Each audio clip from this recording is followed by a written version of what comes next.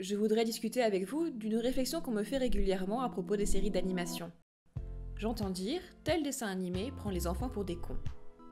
Cette phrase se dit des dessins animés qui insulteraient l'intelligence du jeune public, sa capacité à comprendre les choses, que ce soit du vocabulaire, des situations ou des blagues. Ces dessins animés, également, considéreraient ces enfants comme incapables de faire face à des situations graves comme la tristesse, la violence, la mort, etc. Ces dessins animés, donc, seraient édulcorés, immatures, bêtes et moches aussi, et le moindre de leurs torts serait de vouloir surprotéger les enfants et de les voir comme des petites choses fragiles. Bref, quand on dit qu'un dessin animé prend les enfants pour des cons, on suppose qu'on sert un dessin animé de mauvaise qualité en comptant sur le fait que les enfants seraient trop bêtes pour s'en apercevoir. Que des dessins animés de mauvaise qualité existent, certainement. Qu'il y ait une forte tendance à vouloir mettre les enfants dans une bulle vierge de toute émotion négative, c'est indéniable. Et on doit constamment exiger davantage de notre production. Mais est-ce que ce n'est pas nous aussi, le public adolescent et adulte, qui prenons les enfants pour des cons ? Après tout, quand on dit que tel dessin animé est nul, est-ce qu'on ne sous-entend pas que les enfants qui l'aiment malgré notre avis supérieur sont des ignorants sans jugement ? Parce que c'est ça le problème. Les enfants, qu'on le veuille ou non, vont aimer des trucs qu'on trouve nuls. On sait à quel point ça peut être pénible quand quelqu'un vient dénigrer ce qu'on aime. On a l'impression qu'on s'en prend à notre identité. Comme si l'autre en face nous disait « Tes goûts étant différents des miens, tu es nul, tu es dans l'erreur, tu es inférieur, tu n'y connais rien. » Et nous sommes des adultes. Alors on imagine quand on vient faire subir ça à un enfant sur lequel on a un ascendant. Quand on lui laisse entendre que sa personnalité est défectueuse. Parce qu'il a le tort d'aimer un dessin animé que nous trouvons nul. C'est un enfant. Sa personne et son goût sont en formation. Ce n'est pas une insulte de le dire. Il n'a pas à être mature. Nous, oui. Et pourtant nous mettons beaucoup d'énergie à nous vanter d'avoir un jugement supérieur à celui des enfants. Ce qui est tout sauf de la maturité. Un jour, je suis tombée sur une vidéo d'un adulte qui filmait un enfant regardant la Patte Patrouille. L'adulte se met alors à chanter « La Patte Patrouille c'est de la merde, la Patte Patrouille c'est de la merde ». L'enfant, évidemment, a de la peine et se fâche, et finit par hurler que non, la Patte Patrouille c'est vachement bien. Alors, plusieurs choses. Filmer un enfant à son insu dans une situation gênante et le mettre sur YouTube, non. Mais surtout, qui va humilier un enfant et lui faire de la peine en lui disant que son dessin animé c'est nul ? Quand on dit que tel dessin animé prend les enfants pour des cons, on n'est peut-être rien d'autre qu'un censeur de plus, qui pense savoir mieux que tout le monde ce qui est bon pour eux. Et comme les autres censeurs, on ne cherche finalement rien de plus qu'à lisser la production pour qu'elle corresponde à un critère, ici, notre goût personnel. Finalement, nous aussi on est en train de formater l'animation, pour qu'elle nous plaise à nous.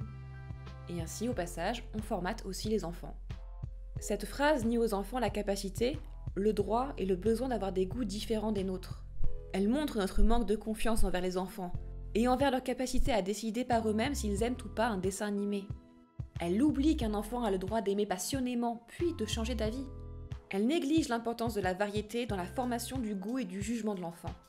Et enfin, je pense, elle traduit notre propre amnésie de quand on était enfant et qu'on aimait des choses que maintenant, on redécouvre peut-être avec gêne. Et elle traduit notre propre hypocrisie quand on se permet de faire la leçon aux enfants, alors qu'on déteste nous-mêmes adultes, que les autres viennent critiquer un truc qu'on aime, à tort ou à raison. Ça ne veut pas dire que toute notre production est de qualité tant qu'il se trouve un enfant pour l'aimer. Ça ne veut pas dire que tout est relatif ou que tout se vaut et qu'il n'y a pas de jugement à porter sur la production. Ça ne veut pas dire qu'il ne faut pas faire d'efforts et qu'on peut se contenter d'un passable ou d'un assez bien quand il s'agit d'enfants. Ça ne veut pas dire non plus qu'il ne faut pas remuer ciel et terre pour avoir des dessins animés ambitieux pour enfants, qui puissent les confronter à des sujets graves. Ça ne veut pas dire qu'il faut laisser les enfants regarder tout et n'importe quoi. Il y a une éducation souhaitable au dessin animé et à l'esprit critique. Méfions-nous surtout du pouvoir du marketing et de la communication. Quand l'environnement des enfants est saturé d'effets de mode, est-ce vraiment leur goût pour le dessin animé qui a la liberté de s'exprimer ? Mais ce comportement des enfants n'est en rien différent de notre propre sensibilité aux produits dérivés, donc j'aurais tendance à ne pas faire la morale aux enfants là-dessus. Critiquons notre production. Il le faut, mais veillons à ne pas tomber nous-mêmes dans le travers qu'on lui reproche. Ne soyons pas à notre tour des censeurs qui surprotégeons les enfants en étouffant leur liberté et en moquant leurs capacités au moment même en plus où elles doivent être encouragées. Et acceptons de se dire que, de leur point de vue, c'est peut-être nous, Les vieux cons qui ne comprennent pas ce qu'il y a de bien dans tel dessin animé. En fait, ça vaut pour tout. Un adulte qui a des goûts différents des nôtres, un ado qui aime les romances avec des vampires, un enfant qui aime Peppa Pig. Rappelons-nous de ce que nous aimions, enfants, ados ou même hier. Il y a peut-être des choses qu'on trouve maintenant, avec le recul, la maturité, ou tout simplement l'évolution de nos goûts, un peu honteuses, un peu ridicules, un peu mauvaises. Ou peut-être qu'on les aime toujours, et que, déjà gamin, on en avait marre des adultes qui venaient se moquer et nous dire qu'on regardait des dessins animés au choix bêtes, moches, pour filles, japonais, violents, pas intéressants. Est-ce que ça a fait de nous des abrutis d'aimer ces dessins animés dont la qualité pouvait être discutable ? En tout cas, je ne sais pas si ça a fait de nous des adultes plus tolérants avec ce que regardent nos enfants aujourd'hui.